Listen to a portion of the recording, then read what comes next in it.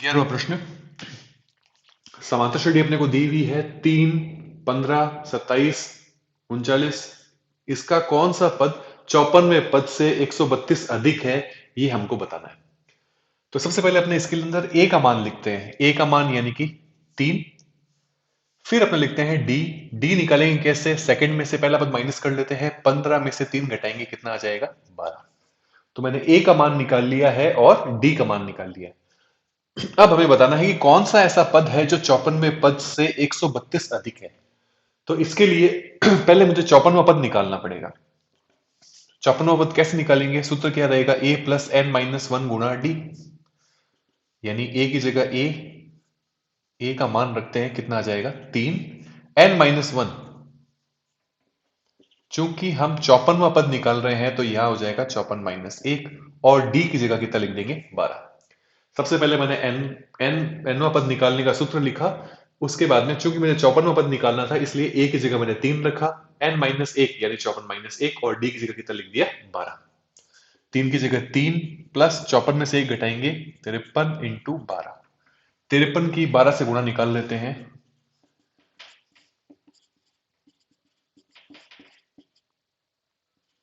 636।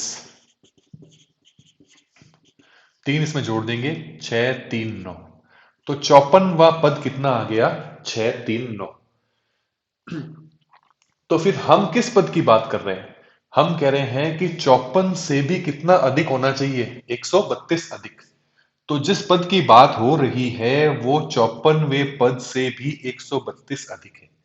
54वां पद हमने निकाला, कितना है? 639। इससे भी 132 अधिक वाला पद कौन सा होगा? 2 और 9 11, 1 7, 771।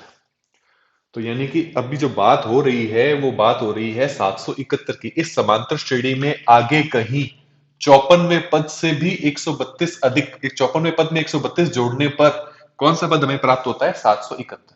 अब ये 771 इस समांतर श्रेणी में कितने नंबर पर है? कौन सा, जैसे ये पहला पद है, दूसरा पद है, तीसरा पद है, चौथा पद है, वैसे वो कौन सा नंबर पर है, ये हमको ज्ञात करना है। तो कोई भी पद कितने नंबर पर है, इसको ज्ञात करने का क्या तरीका रहता है? हम इसके अंदर भी वही वाला सूत्र काम में लेते हैं।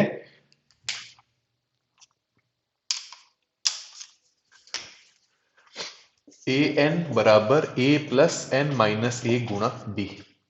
ए एन हम पता लगाना चाह रहे हैं 771 कितने नंबर पे आता है। ए का मान इस प्रश्न में कितना है? 3। एन का मान हम निकाल रहे हैं, हम पता करने की कोशिश करेंगे 771 कितने नंबर पर आता है, और डी की जगह अपने कितना रख देंगे? 12। इसको हल करेंगे, प्लस का 3 इधर माइनस में आएगा, तो ये हो जाएगा 771 माइनस 3 बराबर एन माइनस 1 गुणा 12। आप चाहो तो इसको एक स्टेप यहां कम कर सकते हो, 12 के अंदर गुणा कर दीजिए। 12 की एन से करेंगे 12 एन, 12 की 1 से करेंगे 12। 771 में से 3 घटाएंगे, कितना आ जाएगा? 768 बराबर 12 एन प्लस 12। ये जो प्लस का 12 है, सॉरी माइनस का 12 है, ये इधर आ जाएगा, किसका हो जाएगा? प्लस का। इन दोनों को जोड़ेंगे तो ये हो जाएगा 780। 12 एन, तो एन का मान निकालना है, तो ये हो जाएगा 780 में 12 का भाग। 2 से काट लेते हैं, 2 से काट लेंगे, नीचे आ जाएगा 6। 2 से इसको काट लेंगे तो ये आ जाएगा 390। 6 का भाग इसमें लगाएंगे तो n का मान आ जाएगा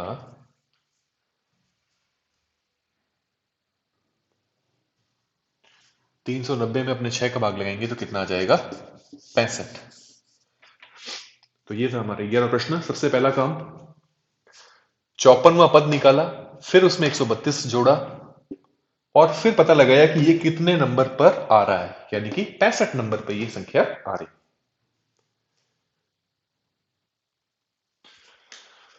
12वां प्रश्न, दो समांतर श्रेणियां हैं, उनके 100वें पदों का अंतर कितना है? 100 और 1000वें पदों का अंतर हमें ज्ञात करना है, जबकि दोनों का सारवा अंतर क्या है? समान है। तो दो समांतर श्रेणियों के अगर मैं बात करें, तो दो समांतर श्रेणी की बात करें तो इस समांतर श्रेणी का पहला पद में क्या मान लेता हूं? ए। और इस समांतर श्रेणी का पहला पद में कितना मान लेता हूं? बड़ा ए। अब अगला पद आपको सिखाया हुआ है समांतर श्रेणी में अगला पद निकालने के लिए क्या जोड़िए, सार्वंतर जोड़िए। तो इसका सार्वंतर कितना है, अपने डी मान लेते हैं, तो इसमें डी जोड़ेंगे कितना आ जाएगा, ए प्लस डी। इसके बाद वैसे अगला पद कितना हो जाएगा, ए प्लस टू डी। इसी प्रकार उसके अगला पद ए प्लस थ्री डी और आगे तक। इसी प्रकार जो दूसरी समांतर श्रेणी है उसमें पहला पद अगर ए है, पर चूंकि अब इसका सर्वांतर जो है वो कैपिटल डी यूज नहीं करेंगे अपने। क्यों यूज नहीं करेंगे, क्योंकि प्रश्न में ऐसा दिया हुआ है कि दोनों के सार्वंतर समान है, जो सार्वंतर इसका है वही सार्वंतर इसका होगा। तो मैंने इसमें भी कितना जोड़ दिया, डी, टू डी, और फिर से डी जोड़ेंगे, अगला पद के लिए फिर से डी जोड़ेंगे, और इस प्रकार। तो मैंने एक ऐसी समांतर श्रेणी जिसका पहला पद जो है वो स्मॉल ए है, छोटा वाला ए बी सी डी का, और एक समांतर श्रेणी ऐसे जिसका जो पहला पद है वो अंग्रेजी का बड़ा अक्षर यानी कैपिटल ए है। अब चूंकि इस प्रश्न में हमें दिया हुआ है सार्वंतर दोनों का समान है, तो मैंने इसमें भी डी जोड़ के इसके आगे आगे वाले पद लिख दिए हैं, और इसके भी आगे वाले पद मैंने लिख दिए। अब अपने को बोला है कि समांतर श्रेणी में 100वें पद का अंतर आपको कितना दिया हुआ है, 100। यानी इसका 100वां पद और उसका 100वां पद दोनों को माइनस करने पर कितना आएगा, 100 आएगा। और आपको बोला है कि इसके 1000वें पद और इसके 1000वें पद का अंतर आप ज्ञात कीजिए। तो सबसे पहले अपने इसकी बात करते हैं। पहला पद ए, दूसरे पद में ए प्लस वन डी, तीसरे पद में दो डी, चौथे पद में तीन डी। तो इस प्रकार जो 100वें नंबर पे पद होगा उसमें कितने डी होंगे, 99 डी होंगे। आप समझ पा रहे हैं सूत्र के द्वारा। देखिए पहला पद था उसमें डी है ही नहीं, दूसरे पद में एक डी है, तीसरे पद में दो डी है, चौथे में तीन। तो इस प्रकार जो 100वें नंबर पे पद होगा उसमें कितने डी होंगे, 100 डी नहीं होंगे, 99 डी होंगे। इस हिसाब से मैंने लिखा है। इसी प्रकार जो दूसरी वाली समांतर श्रेणी है इसमें पहला पद कैपिटल ए, फिर ए प्लस डी, फिर तीसरा पद ए प्लस टू डी। इसी प्रकार जो 100वां पद होगा वो क्या होगा, कैपिटल ए प्लस 99 डी।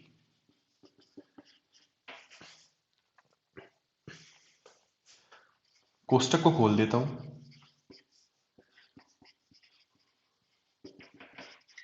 इससे ये कट जाएगा क्योंकि दोनों एक जैसे हैं और दोनों के चिन्ह विपरीत हैं। तो हमारे पास ये चीज आ गई कि a माइनस ए का जो मान है वो कितना है, 100 है। इसका प्रयोग अपने इसको निकालने में करेंगे। फिलहाल बात करते हैं जो ये वाली समांतर श्रेणी है उसका 1000वां पद क्या होगा, a प्लस 999d।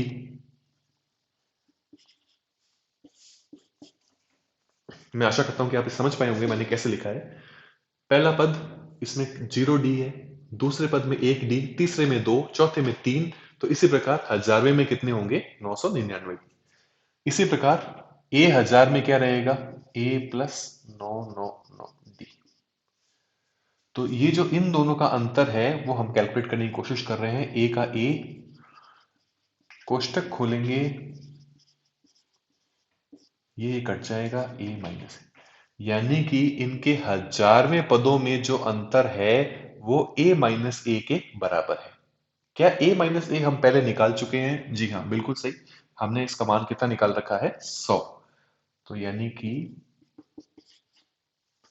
1000वें पद का अंतर a माइनस ए के बराबर, इसका मान हमने पहले से निकाल रखा है, कितना है, 100। तो हमने बोला 1000वें पदों का मान भी अंतर कितना रहेगा, 100 रहेगा।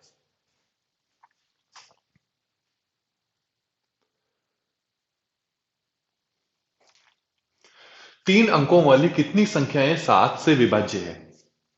तो इसकी अगर अपने बात करें, तीन अंकों की सबसे छोटी संख्या कौन सी होती है, इसके बाद और ये चलते चलते तीन अंकों की सबसे बड़ी संख्या कौन सी होती है, 999। तो सबसे पहले बात करते हैं 100 की। क्या 100 जो है वो 7 से विभाज्य है, 100 में 7 का भाग लगता है, नहीं लगता है। मुझे कैसे पता चला, 7 का भाग लगाएंगे, 7 3 0 4 से करेंगे 28, 2 आ गया। तो शेषफल बच रहा है, इसलिए मैं बोल रहा हूं कि इसमें 7 का भाग नहीं जाता है। तो फिर अगला नंबर 101, इसमें भी अपने भाग लगाएंगे तो हम देखेंगे कि इसके अंदर शेषफल कितना बचेगा, 3। 102 में भी नहीं, 103 में भी नहीं जाएगा। ये काम आपको रफ कॉपी में करके देखना है, सिर्फ मैंने बोल दिया है, इससे आपको नहीं मानना है, आपको सब में भाग लगा के देखना है। आप जब भाग लगा के देखेंगे तो आप देखेंगे कि पहली संख्या, 3 अंकों की संख्या 100 से शुरू होती है, इसमें पहली ऐसी संख्या जिसमें 7 का भाग लगता है वो कौन सी है? 105। इसी प्रकार अपने 999 में भी 7 का भाग लगाते हैं।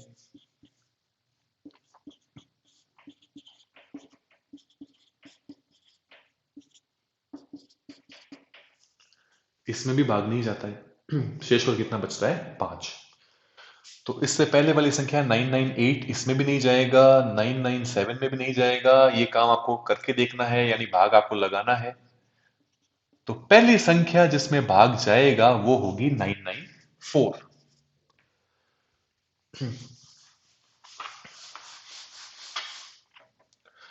तो यानी कि अगर हम बात करें 3 अंकों की संख्या में, तो पहली संख्या जिसमें भाग लगता है वो कौन सी है? 105। और अंतिम संख्या कौन सी है? 994। अब इनके बीच में जैसे 105 है तो 106 में नहीं जाएगा। इसके बाद अगली संख्या कौन सी होती है? तो हम 7 के पाड़े पे विचार करते हैं। 7, 14, 21, 28। तो आप देखेंगे 7 का जो पाड़ा है इसमें प्रत्येक संख्या के बीच में कितने का गैप होता है? 7 का गैप होता है। यानी अगर कहीं आप पाड़ा भूल जाएं, आपको याद नहीं है कि 28, 7 चौके 28, उसके बाद क्या आता है, तो 28 में 7 जोड़ दीजिए, आपको 35 मिल जाएगा। ये 7 गुणा 5 का मान है। इसके बाद अगली संख्या कौन सी आती है पाड़े में, इसको पता लगाना है तो आप इसमें 7 जोड़ दीजिए, 42 यानी 42 आता है। तो इसी प्रकार 105 के बाद ऐसी कौन सी संख्या होगी जिसमें 7 का भाग लगेगा? तो मैंने इसमें 7 जोड़ दिया, 112। अगली संख्या कौन सी होगी? 119। तो ये हमारे प्रश्न का खाका तैयार हो गया है कि पहली ऐसी संख्या 3 अंकों की जिसमें 7 का भाग लगता है वो कौन सी होती है? 105। उसके जस्ट बाद वाली कौन सी होती है? 112। उसके बाद कौन सी? 119। और अंतिम संख्या कौन सी होती है? 994। यानी इस समांतर श्रेणी में 3 अंकों की वह सारी संख्या आ गई है जिसमें कि 7 का भाग लगता है। तो अब बात आती है ये संख्याएं है कितनी कुल? तो ये हम कैसे ज्ञात करते हैं? तो देखिए, इसका पहला पद कितना है? 105। डी का मान आप निकालेंगे, इसमें से ये घटा लेंगे, कितना आ जाएगा? 7। और ये जो है, ये अंतिम पद है, इसको अपने क्या लिख देते हैं? A N, 994। ए का मान आ गया, डी का मान आ गया और ए एन आ गया। अब हमें क्या निकालना है? एन का मान निकालना है इसके लिए कि ये जो संख्या है वो कितने नंबर पर है। क्योंकि ये अंतिम है तो हमें पता चल जाएगा। जैसे एक उदाहरण देता हूं आपको, आपकी क्लास में कितने बच्चे हैं, किसी कक्षा में कितने बच्चे हैं ये पता करना है, तो आप उसी कक्षा के लड़के से पूछ लीजिए जिसका कि रोल नंबर अंतिम रोल नंबर है। अगर आपको ये मालूम है कि लड़का अंतिम रोल नंबर वाला लड़का है, इसका रोल नंबर आपको पता चल गया कि इसका रोल नंबर 43 है, तो आप कह सकते हो कक्षा के अंदर कितने विद्यार्थी हैं? 43। तो वही चीज, वही कंसेप्ट हम यहाँ यूज कर रहे हैं। हमको मालूम है कि अंतिम अंक इस श्रेणी में अंतिम संख्या कौन सी है? 994। तो अगर हम ये पता कर लें कि 994 इस श्रेणी का कितवां पद है, कितने नंबर पर ये पद आता है, तो हमें इस श्रेणी के अंदर पदों की संख्या ज्ञात हो जाएगी। तो इसके लिए आपको तरीका बताया हुआ ही है, ए एन बराबर ए प्लस एन माइनस ए गुणा डी। ये जो सूत्र है इसमें मान रख दीजिए। ए एन की जगह आपने कितना रख देंगे? 994। ए की जगह 105, एन माइनस 1 और डी की जगह कितना लिख देंगे? 7। इसको अपने इधर लाएंगे, 994 minus 105 is equal to 7n-7। मैंने प्लस का 105 है, इसको माइनस में ले आया हूं और 7 की मैंने गुणा कर दी है। इस स्टेप में मैंने इतना ही किया है। इसको माइनस करेंगे तो 994 में से 105 माइनस करेंगे,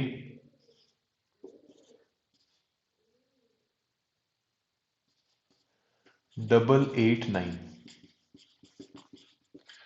इस स्टेप में 7n का 7n माइनस का 7 में इधर ले आया हूं, ये 896 हो जाएगा। n का मान निकालने के लिए 896 में हम कितने का भाग लगा देंगे? 7 का। तो 896 में अपने कितने का भाग लगा देंगे? 7 का।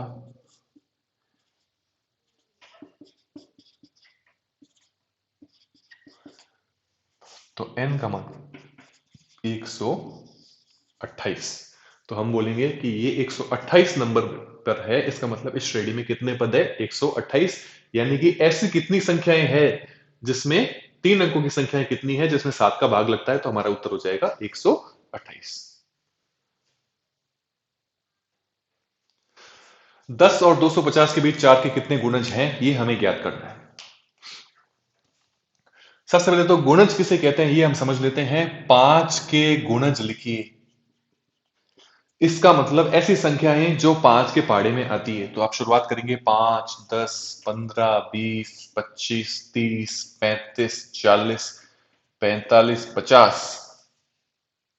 इसके बाद रुकना नहीं है क्योंकि 55, 60, 65, 70 ये भी 5 के गुणज हैं। ये भी 5 के पाड़े में आते हैं। तो आप बोलेंगे कि नहीं नहीं 5 का पाड़ा तो 50 तक खत्म हो जाता है। ऐसा नहीं है, ये आपकी भ्रांति है। 50 तक जो है केवल हम बच्चों को याद करने को बोलते हैं। याद केवल 50 तक करवाया जाता है, 5 गुणा 10 तक। यानी पहले 10 गुणज ही विद्यार्थियों को याद करने के लिए कहा जाता है। पर इसका मतलब ये नहीं है कि गुणज जो है वो 50 पर खत्म हो जाते हैं। गुणज आगे तक भी चलते रहते हैं। आप 5 जोड़ते जाइए और गुणज आते जाएंगे। मैं आशा करता हूं आपको गुणज शब्द का अर्थ समझ में आ गया होगा। तो अब हम शुरुआत करते हैं। 10 और 250 के बीच 4 के कितने गुणज हैं? 4 के गुणज कहां से शुरू होते हैं? 4 एकम 4, फिर 8, 12, 16, 20, 24, इस प्रकार ये चलते जाते हैं। मैं लास्ट में एक बार लिख देता हूं 250। 4 को इस लिस्ट से हटा देते हैं, 8 को इस लिस्ट से हटा देते हैं क्योंकि ये 10 और 250 के बीच वाली संख्या ही लेनी है। इस ये दोनों 10 के और 250 के बीच में नहीं होने के कारण मैं इनको हटा देता हूं। तो हमारी जो लिस्ट है उसमें पहला गुणज कौन सा आएगा? 12, 12 के बाद 16, 16 के बाद 20, 20 के बाद 24। अब हम बात करते हैं लास्ट वाले की। तो 250 में 4 का भाग लगा के देखते हैं। 24, शेषफल बच रहा है 2। तो 250 में जो है वो भाग नहीं जाता है 4 का। इसी प्रकार 249 में भी भाग नहीं जाता है, 248 में जरूर जाता है। ये काम सिर्फ मेरे बोलने से नहीं, आपको करके देखना है कॉपी के अंदर। ठीक है, तो अब जब ये बात तय हो गई कि 10 और 250 के बीच में पहली ऐसी संख्या कौन सी है जिसमें 4 का भाग लगता है, या दूसरे शब्दों में बोलूं तो वो 4 का गुणज है, तो वो पहली संख्या कौन सी है? 12। इसी प्रकार अंतिम संख्या कितनी है? 248 यानी 248। तो ये भी एक समांतर श्रेणी है, और समांतर श्रेणी में कितने पद है इसका पता लगाने का सरल तरीका आपको मालूम ही है। हम इसके लिए n का मान निकाल लेंगे। वही जो मैंने आपको इससे पहले वाले प्रश्न में बोला था, लास्ट वाला जो लड़का है आपकी क्लास में, उससे पूछ लीजिए कि तेरा रोल नंबर कितना है। उससे आपको संख्या पता चल जाएगी क्लास में कितनी संख्या है। तो यहाँ कितने नंबर है ये पता करना है, तो इसका सीधा तरीका है कि आप पता कर लेते हैं ये कितने नंबर पर आ रहा है इस श्रेणी में। उससे हमें पता चल जाएगा इसमें कितने संख्याएं इस श्रेणी के अंदर है। तो इसका तरीका क्या रहेगा? ए का मान, इस समांतर श्रेणी के लिए ए का मान कितना है? 12। डी का मान निकालेंगे, 16 में से 12 घटाएंगे। आपको बताया हुआ है समांतर श्रेणी में डी कैसे निकालते हैं। दूसरे पद में से पहला पद घटा लो, 16 में से 12 घटाएंगे, कितना आ जाएगा? 4। ए का मान आ गया, डी का मान आ गया, और ए एन कितना लेंगे इसमें? 248। अब अपने सूत्र लिखते हैं। ए एन बराबर ए प्लस एन माइनस ए गुणा डी। ए एन की जगह कितना लिख देंगे? 248। ए की जगह कितना लिख देंगे? 12। एन माइनस 1, और डी की जगह कितना लिख देंगे? 4। 12 को अपने माइनस में ले आते हैं। 248 माइनस 12 बराबर एन माइनस 1, सॉरी इसको 4 से गुणा कर लेते हैं, 4 एन माइनस 4। इसको घटाएंगे, 236 बराबर 4 एन माइनस 4, माइनस 4 जो है इसको किस में ले आते हैं? प्लस में। 236 में 4 जोड़ेंगे, कितना आ जाएगा? 240 बराबर 4 एन। एन का मान निकालने के लिए 4 को किस में ले आएंगे? भाग में, भाग लगाएंगे, एन का मान कितना आ जाएगा? 60। यानी ये जो संख्या है वो कितने नंबर पर है? 60 नंबर पे। इसका मतलब इस श्रेणी में कितनी संख्या हो गई? 60। तो इस प्रकार हम कह सकते हैं कि 10 और 250 के बीच में 4 के कितने गुणज हैं? 60।